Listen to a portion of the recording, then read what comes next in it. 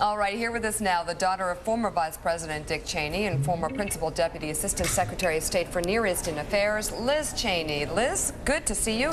She joins us from Washington. What did you make of... Hey, Mika. Good morning. What did you make of President Obama's speech? Well, I thought it was a well-delivered speech, and I do think that there's some good message that it sends that the President of the United States is named Barack Hussein Obama. It sends a message about America being a land of opportunity.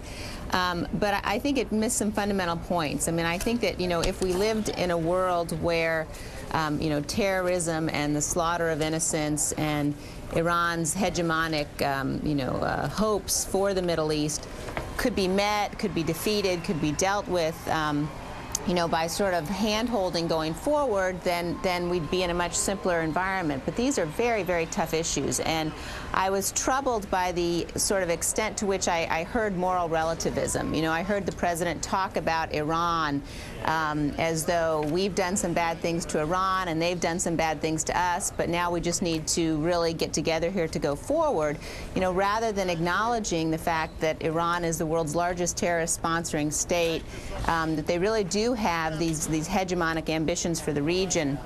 And you guys were talking just a few minutes ago about when you did and didn't hear applause in the audience, and I thought it was very interesting that when the president talked about America's unconditional outreach to Iran, there was silence in the audience. I think that, it missed very much this point that people in the Arab world are very fearful of a nuclear-armed Iran, and America makes a mistake if we continue to sort of talk about we can't move forward on Iran until we move forward on the peace process. I think that there's a lot of fear there, rightful fear, and the notion that we just simply have mutual interests here strikes me as a little bit naive. But Liz, when you talk about Iran, obviously when most Americans first paid attention to Iran, it was in 1979, and you're exactly right. I mean, I've always said Iran has been the epicenter of global terrorism since 1979. But when people in the Middle East, and especially in Iran, think about our relationship with them, they go back to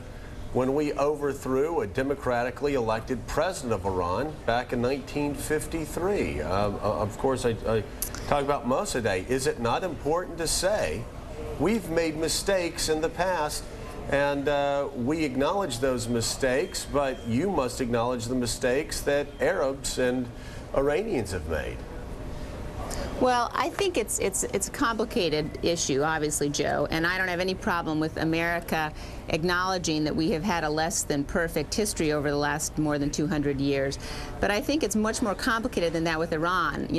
Mika's dad was in the first meeting with the Iranians in 1979 after the revolution, and talked to them at that point about the fact that we would recognize their government, we would recognize the revolution, that we would continue to sell arms to them, the arms that we had promised to the Shah.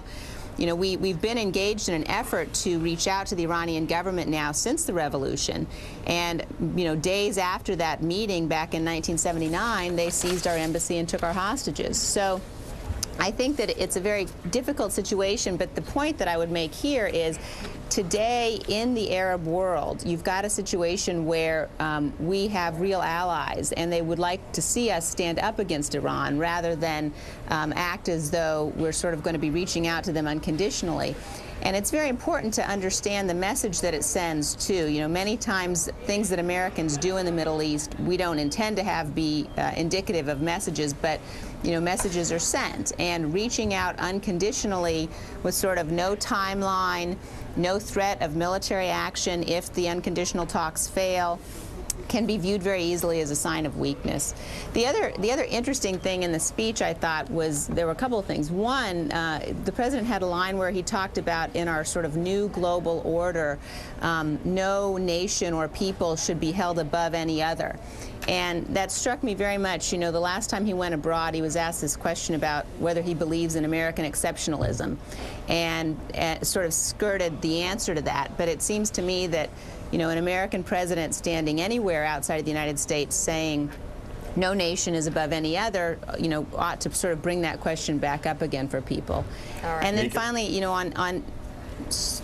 I was just going to say on Israel, You know, I think the president did really take some steps here in terms of talking about no settlements, suggesting that the situation with the Palestinians is reminiscent of slavery in the United States or apartheid in South Africa, and going so far as to say no nuclear weapons for anybody. Particularly the South Africa comments were reminiscent of sort of President Carter's approach to things. So there was some new rhetoric here, some troubling rhetoric here, in my view. I think that, you know, people will watch now to see what actions follow the speech. All right, Richard Haass, let's start where Liz ended there. Are there Carter-like reflections in this speech? Is that potentially a bad thing? And I'm interested in your assessment of the two-state solution, very clear comments on that, and how we move forward from that. I think it misses the point to some extent to see this as a policy speech. I really don't think it was. There's time for that in the days, weeks, and months and years to come. This was a speech about first principles. This was a speech to get the Muslim and Arab world to accept us and to listen to us. So when we do put out the specific policies, we'll get more of a hearing. So I really think it's too soon to take every single word in this speech and look at it. Is he making new ground? Actually, on policy, I didn't see this as new ground. For an American president to call for a two-state solution or to criticize settlements is nothing new. And it would have been actually the wrong place to give a policy speech. We were talking about this audience here. You don't give a serious policy speech in such a one-sided audience. To Liz's point, though, let's talk about Israel, because I remember the speech that this president delivered as a candidate to AIPAC. Markedly different from what we heard today, and there was a comparison between the Israeli occupation of the Palestinian territories and American slavery and South African apartheid. Jimmy Carter, of course, wrote a book comparing the two, and it was not a comfortable few months for Mr. Carter. Yeah, and I don't think in general it makes sense to use those comparisons. What I would simply do is keep arguing the fact that if Israel wants to be a secure, democratic, prosperous Jewish state, Israel needs a separate Palestinian state, not as a favor to the Palestinians, but as a favor to itself. But what's the reaction? Again, I'm curious what you think, Richard, the reaction will be to the Jewish community in the United States. I think it'll be selective. People will like what he said about the Holocaust, the criticism of deniers, the importance of that. People will like the fact that he's going on to Buchenwald. They will be uncomfortable with some of the criticisms of Israeli policy, and I think he has to expect that. We have right, Liz, we apologize, but we are now going to unleash upon you Money Party, Dylan Ratigan. Joe, I bring Joe with me, Liz, to apologize in advance of anything that comes out of my mouth. He's like my waivers before I start speaking. I signed the waiver. Here's Money Party. But I think one of the most interesting things, and you went straight at it, Liz, and as did the president, which is the framing of how we're going to relate to Iran. And it also goes to what Joe's question was. You can either look at Iran as the world's largest state sponsor of terrorism, of which there's a great fact set to support that exact statement. I don't dispute that. And there's also a fact set that it's an ancient civilization, that we screwed up in the 50s, all the things that I know that you know. The question really is, what fact set, what framing for a U.S.-Iranian relationship is the best one to get us to a place where we are not so close, or at least we don't feel so close to the brink of violence between the two nations?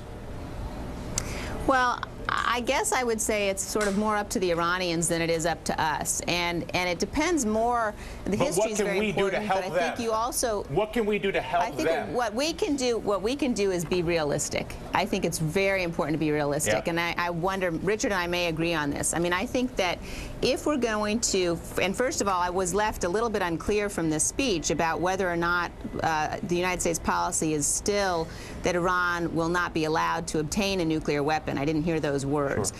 But I think that, you know, going forward here, if we hope that the diplomacy can work, then we've got to do several things. We've got to say there is a deadline. You know, the history of America reaching out to Iran is that the Iranians use those negotiations, as well-intended as they may be from our side, to delay so they can develop nuclear weapons. Right. We've got to say there's a deadline. We've got to say that if we don't achieve these goals diplomatically, then military force is going to be on the table. And if we're not realistic, then we're not going to be able to achieve our own national interests. All right, we'll ask Richard if that was the place for it. Liz Cheney, stay with us. Great to have you on.